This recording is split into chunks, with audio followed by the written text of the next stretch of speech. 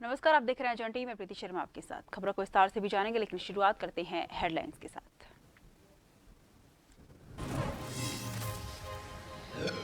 PM ने Amrit Bharat railway station योजना की लॉन्च। देश के 1309 स्टेशनों को रीडेवलप किया जाएगा। देहरादून के हरावाला स्टेशन का किया जाएगा वर्चुअली शिलान्यास।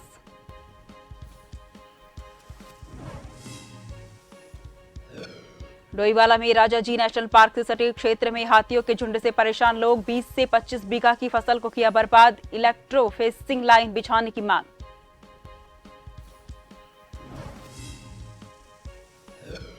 वाकियू क्रांति की हरिद्वार को आपदाग्रस्त घोषित करने की मांग। 9 अगस्त को हरिद्वार मुख्यालय का ट्रैक्टर रैली के साथ करेगी घेराव। कई गांवों से किया जनसंपर्क अभियान। गुलदार की तारबाड़ में लगे फंदे से फंसने से दर्दनाक मौत। वन विभाग ने गुलदार के शव को पोस्टमार्टम के लिए भेजा। मौके से जानवर फंसाने वाले 4 फंदे बरामद।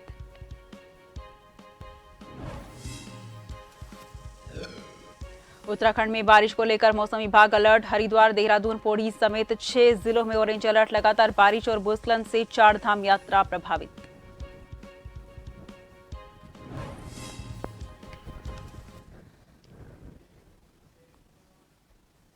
रुक करते हैं खबरों की ओर। देहरादून के हरावाला रेलवे स्टेशन के पुनर्विकास कार्यों का प्रधानमंत्री नरेंद्र मोदी ने वर्चुअली शिलान्यास किया। इस दौरान प्रधानमंत्री ने जनता को संबोधित भी किया। रेलवे की ओर से हर्रावाला रेलवे स्टेशन पर शिलान्यास कार्यक्रम का आयोजन किया गया। बता दें कि रेलवे की अमृत भारत स्टेशन योजना के तहत देश के 508 स्टेशनों का पुनर्विकास किया जा रहा है। इसमें मुरादाबाद मंडल के 12 स्टेशन शामिल हैं। इसमें देहरादून का हर्रावाला और हरिद्वार का रुड़की रेलवे स्टेशन और नैनीताल जनपद का लालकुआ स्टेशन भी शामिल है। हर क्षेत्र में कायाकल्प किया है। रेलवे में भी उनका जिस प्रकार से 2014 में जहां 65,000 करोड़ रुपया रेलवे के विकास के लिए लगता था, आज 2,40,000 करोड़ रुपए लग रहा है, जिसमें आज 508 रेलवे स्टेशन को कायाकल्प करने का शिलान्यास हुआ है। मेरे उत्तराखंड का 3 रेलवे स्टेशनों का भी जीर्णोद्धार हो रहा है, जिसमें हर्रावाले में जहाँ पे हम लोग खड़े हैं, यहाँ बहुत पुराना ही रेलवे स्टेशन है। जब ये चारों सुविधाओं से, हर सुविधाओं से सुसज्जित होगा तो यहाँ की जनता को, यहाँ के क्षेत्र को, आने वाले नागरिकों को, पर्यटकों को एक नया आभास उनको होगा। देख रहे हैं कि जब से मोदी जी आए हैं, हमारे यशस्वी प्रधानमंत्री नरेंद्र मोदी जी के नेतृत्व में भारत बदल रहा है। Road connectivity, rail connectivity, air connectivity, water connectivity के मामले में भारत प्रगति कर रहा है और 2025 तक अमेरिका का मुकाबला हम करेंगे। आप देख रहे हैं रोड कनेक्टिविटी में नए फ्लाईओवर, नए एक्सप्रेस वे बन रहे हैं। हम भी लोक कलाकार हैं, हमको भी यहाँ पर आज आमंत्रित करा गया और ये आज़ादी के अमृत काल में इस तरह की योजनाओं का शुभारंभ होना सुखद संकेत है और निश्चित रूप से भारत प्रगति। रुड़की के खाताखेड़ी गांव में देहरादून के एक हॉस्पिटल की तरफ से निशुल्क स्वास्थ्य कैंप लगाया गया, जिसमें 1000 के करीब मरीजों ने लाभ प्राप्त किया। वहीं कैंप के दौरान 3 कैंसर के मरीजों को भी चिन्हित कर उन्हें किस तरह से इलाज कराना है उसकी भी सलाह दी गई।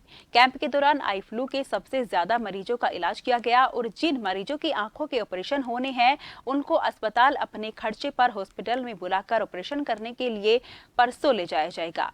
वहीं समाजसेवी और कांग्रेस के नेता आदिल फरीदी ने जानकारी दी है कि इस तरह के कैंप इंद्रेश हॉस्पिटल के सहयोग से समय समय पर लगाते रहेंगे ताकि गरीब लोगों को सहायता मिलती रहेगी।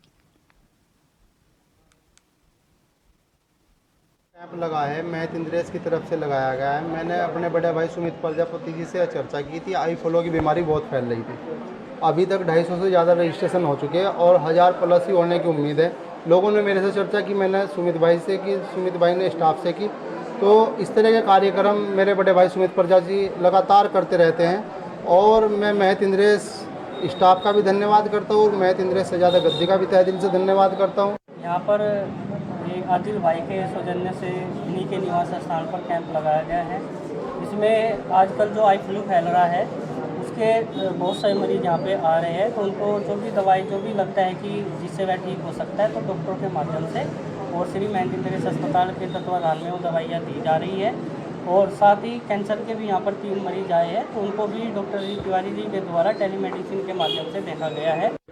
आज पहले की भांति ही भाई आदिल फरीदी जी द्वारा गाँव खाता खेड़ी में गरीब लोगों के सहायतार्थ जो मेडिकल कैंप लगवाया गया, आज मैं इसमें पहुंचा हूं।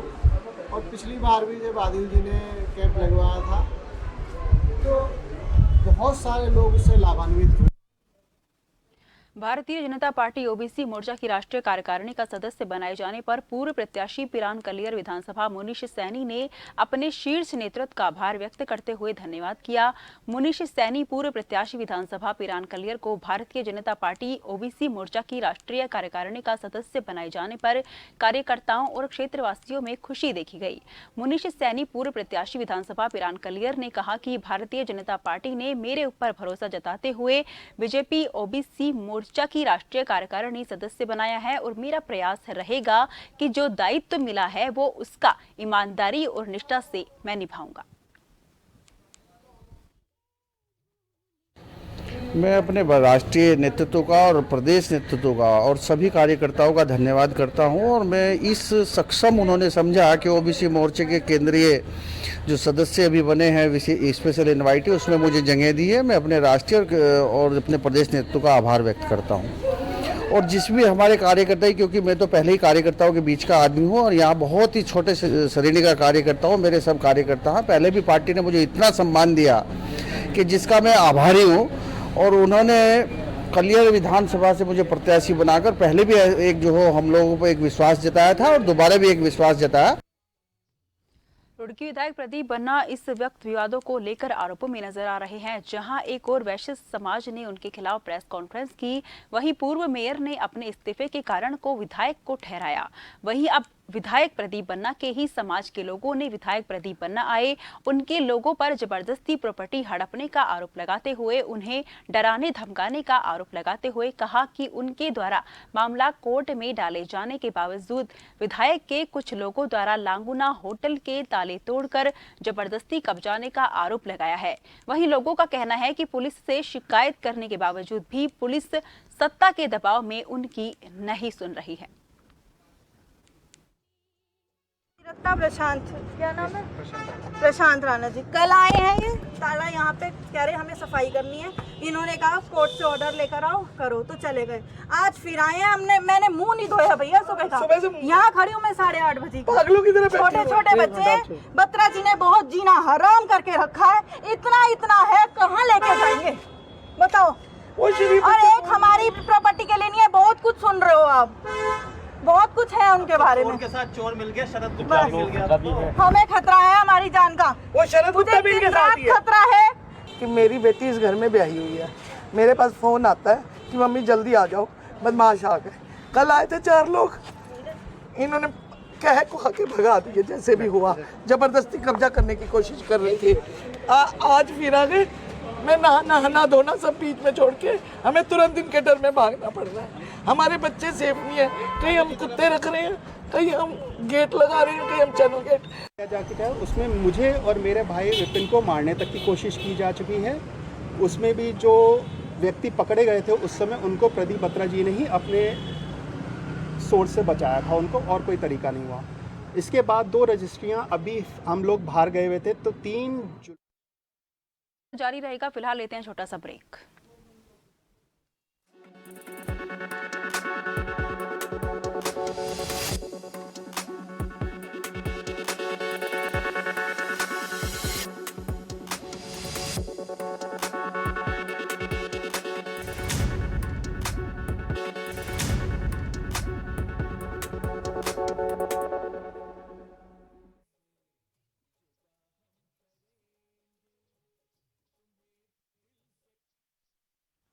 देहरादून के हर्रावाला में प्रधानमंत्री नरेंद्र मोदी ने रेलवे के कार्यों का शिलान्यास किया। बता दें कि वर्चुअली शिलान्यास किया गया। बता दें कि देहरादून के हर्रावाला रेलवे स्टेशन के पुनर्विकास कार्यों का प्रधानमंत्री नरेंद्र मोदी ने वर्चुअली शिलान्यास किया। इस दौरान प्रधानमंत्री ने जनता को संबोधित भी किया। रेलवे की ओर से हर्रावाला रेलवे स्टेशन पर शिलान्यास कार्यक्रम का आयोजन किया गया। बता दें कि रेलवे की अमृत भारत स्टेशन योजना के तहत देश के 508 स्टेशनों का पुनर्विकास किया जा रहा है। इसमें मुरादाबाद मंडल के 12 स्टेशन शामिल हैं। इसमें देहरादून का हर्रावाला और हरिद्वार का रुड़की रेलवे स्टेशन और नैनीताल जनपद का लालकुआ स्टेशन भी शामिल है।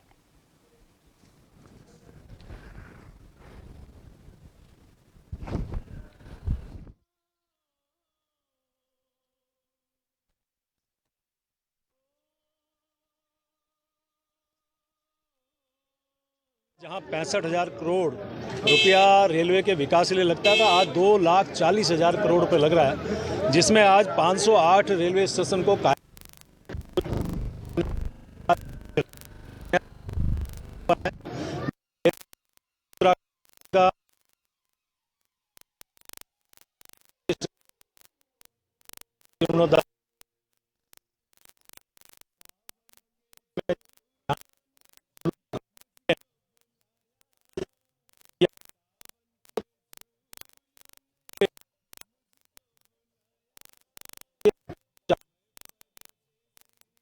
हर सुविधा, जहाँ 65,000 करोड़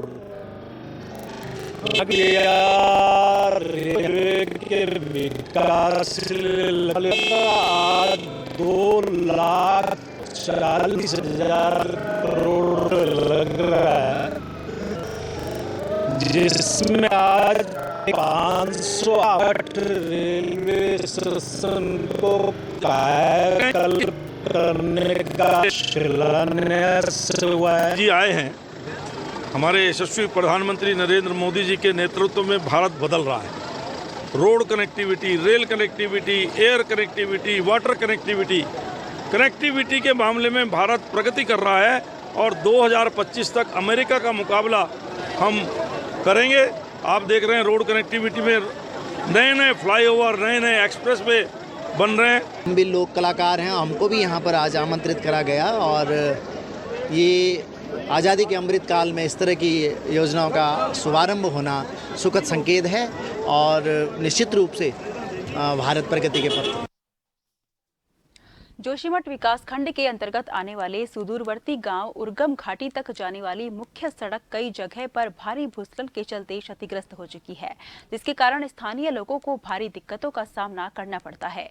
स्थानीय ग्रामीणों का आरोप है कि गांव तक सड़क तो पहुंचा दी गई है, लेकिन आज तक गांव की सड़क पर कभी भी मरम्मत और डामरीकरण का कार्य भी नहीं हुआ है।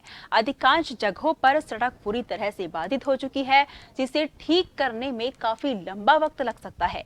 वहीं ग्रामीणों ने सड़क की समस्या को लेकर कई बार शासन और प्रशासन को भी अवगत कराया, लेकिन जब अभी तक भी कोई कार्यवाही नहीं की गई है।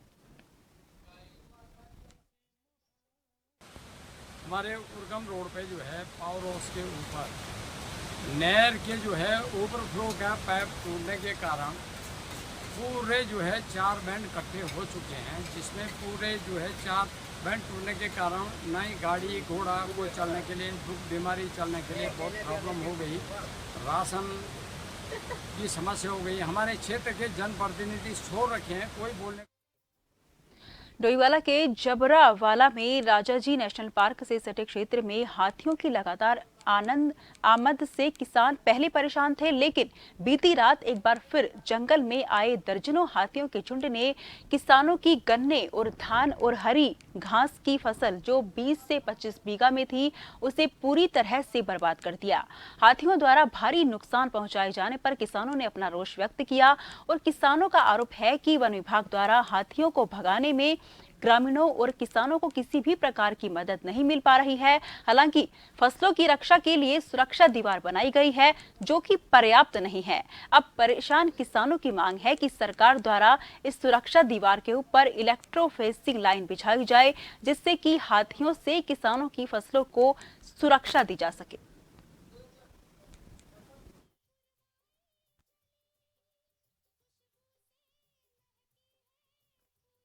भी अवगत करवाया जाता है कि हमारे पास कारतूस नहीं है, हमारे पास कोई सुरक्षा की वो नहीं है, ऊपर से हमें कोई सुविधा नहीं मिल रही है।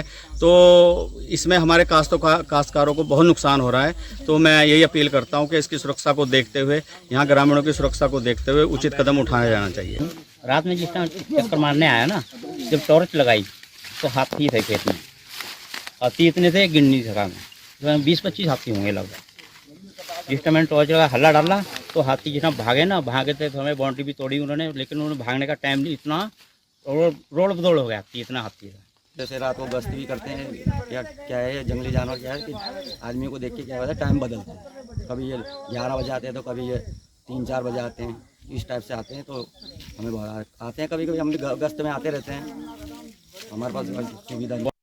रुड़की और आसपास के देहात क्षेत्रों में जो फसलें आपदा के कारण क्षतिग्रस्त हुई हैं, उनको लेकर ज्वाइंट मजिस्ट्रेट अभिनव शाह के निर्देश पर तहसीलदार ने अपने अपने क्षेत्र में लेखपालों को गांव-गांव जाकर फसलों का निरीक्षण करने के निर्देश दिए हैं। सभी लेखपाल अपने क्षेत्रों में जाकर आपदा में किसानों की नष्ट हुई धान, गन्ना आदि फसलों का निरीक्षण कर रिपोर्ट उच्च अधिकारियों को सौंपेंगे।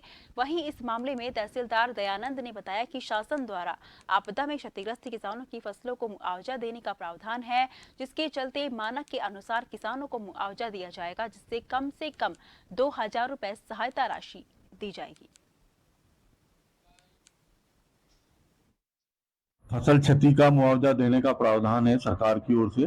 कुछ सब्सिडीज में सेंट्रल गवर्नमेंट की होती है, कुछ स्टेट गवर्नमेंट की होती है। वो आपदा से पहले ही सीआरएफ गाइडलाइन आ जाती है। जो आपदा से, अतिवर्षा से फसल क्षतिग्रस्त हुई है, जो मानक हैं सरकार ने शासनादेश जारी किया है, उसके अनुसार पर हेक्टेयर जो भी है, जितना जिसका क्षेत्रफल होगा वो दिया जाएगा। और मिनिमम 2000 रुपये है।